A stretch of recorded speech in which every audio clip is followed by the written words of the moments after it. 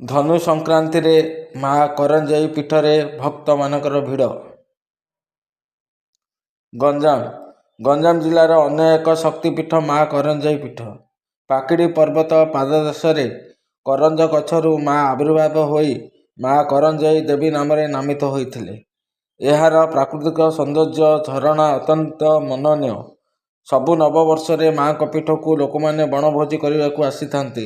ପ୍ରତି ସଂକ୍ରାନ୍ତି ଦିନ ମାଙ୍କ ପୀଠରେ ବହୁ ଭକ୍ତମାନଙ୍କର ଭିଡ଼ ଦେଖିବାକୁ ମିଳୁଛି ଏବଂ ଯେଉଁ ଭକ୍ତ ଯାହା ମାନସିକ କରିଥାଏ ତାହା ସାଙ୍ଗେ ସାଙ୍ଗେ ପୂରଣ କରିଥାନ୍ତି ବୋଲି ଭକ୍ତମାନଙ୍କର ବହୁତ ବିଶ୍ୱାସ ମଧ୍ୟ ରହିଛି। ବ୍ୟୁରୋ ରିପୋର୍ଟ, ପର୍ଯ୍ୟଟନ ନ୍ୟୁଜ୍ ଲାଇଭ୍। ଆପଣଙ୍କ ପରିଚୟଟା ଦେବେ। ମୋ ନାଁ ବିଜୟଲକ୍ଷ୍ମୀ ପଣ୍ଡା ଡେଙ୍ଗାଡ଼ି ଗ୍ରାମରୁ ମୁଁ ଆସିଛି। ମା ପ୍ରତ୍ୟକ୍ଷ ଦେବୀ ମା।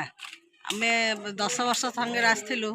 କରଞ୍ଜ ଗଛରେ ମା ଫୁଟି ବାହାରିଥିଲେ, ଦେଖିଥିଲୁ ଖାଲି ଗଛ କୋଣଟାରେ ମା ବସିଥିଲେ।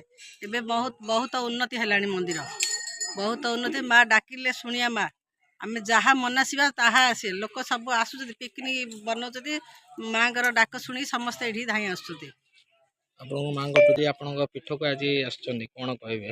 ବହୁତ ଆନନ୍ଦ ଲାଗୁଛି। ମାଙ୍କ ମୁଁ ବହୁତ ଦିନ ହେଲା ଭାବିଥିଲି ଆସିବି ବୋଲି, ଆସିପାରିନଥିଲି। ଆଜି ମାଙ୍କର ଡୋରି ଲାଗିଲା, ଆଜି ଆସିଲି। ମାଙ୍କ କୃପା ଯୋଗୁଁ ଆଜି ଆସିଲି।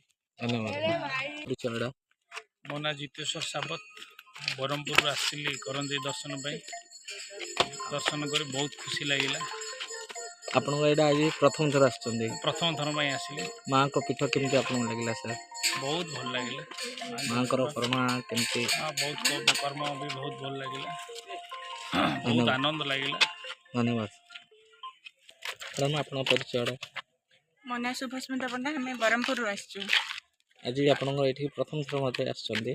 ନାଇଁ, ମୁଁ ୟା ପୂର୍ବରୁ ଆଉଥରେ ବି ଆସିଥିଲି, ଛୋଟ ଥିଲି। କିନ୍ତୁ ଏବେ ଆଉଥରେ ମାଙ୍କର ମହିମା ଯୋଗୁଁ ଆଉଥରେ ପୁଣି ଆସିଛି। କେମିତି ଆପଣଙ୍କ ମାଙ୍କ ପୀଠ ଆପଣଙ୍କୁ କେମିତି? ମାଙ୍କର ପୀଠ ତ ବହୁତ ଭଲ ଲାଗେ।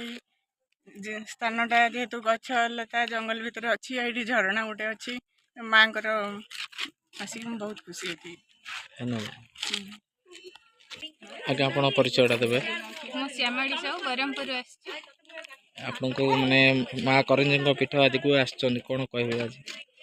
ଆଜି ବହୁତ ଭଲ ଲାଗୁଛି ମାଙ୍କୁ ଦର୍ଶନ କରିକି। ପ୍ରାକୃତିକ ସୌନ୍ଦର୍ଯ୍ୟରେ ବହୁତ ବଢ଼ିଆ ଲାଗୁଛି ବୁଲିକି ଦେଖିବାକୁ। ଏଇ ଜିନିଷ ମୁଁ ବାହାରେ ବ୍ରହ୍ମପୁର ଟାଉନରେ ଆମେ ଦେଖିନାହୁଁ। ଏଠି ଭଲ ଲାଗୁଛି। ଧନ୍ୟବାଦ।